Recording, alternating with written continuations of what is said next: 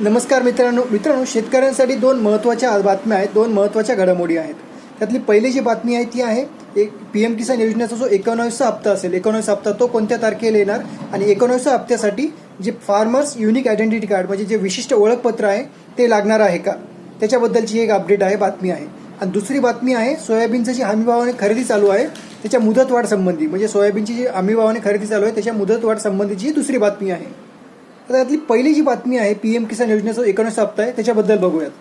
PM किसान योजनेचा जो 19वा हप्ता आहे त्याची तयारी आता सुरू झालेली आहे आणि लवकरच तो येणार आहे. त्याची तारीख अजून काही जाहीर झालेली नाही, पण लवकरच तो येणार आहे. आणि त्याच्यामध्ये जे सांगितलं जात आहे की 19व्या हप्त्यासाठी फार्मर्स युनिक आयडेंटिटी कार्ड म्हणजे विशिष्ट ओळखपत्र जे आहे ते लागणार आहे. तर ते लागणार नाही, ते सध्या ते 19व्या हप्त्यासाठी लागणार नाही. जे शेतकरी नवीन नोंदणी करत आहेत PM किसान योजनेसाठी, जे नवीन नोंदणी करत आहेत त्यांच्यासाठी हे विशिष्ट ओळखपत्र जे असेल ते लागणार आहे. ते त्यांना पहिले काढून घ्यावं लागेल विशिष्ट ओळखपत्र, आणि नवीन नोंदणी करताना मग त्याच्यावर जो नंबर असेल ओळखपत्रावर तो नंबर त्यांना द्यावा लागणार आहे. त्याच्यामुळे सध्या तरी फक्त जे शेतकरी नवीन नोंदणी करतील PM किसान योजनेसाठी त्यांनाच हे विशिष्ट ओळखपत्र द्यावं लागणार आहे. आता ह्याच्यातली दुसरी जी बातमी आहे शेतकऱ्यांसाठी ती म्हणजे सोयाबीनची जी हमीभावाने खरेदी चालू आहे त्याच्या मुदतवाढ संबंधी.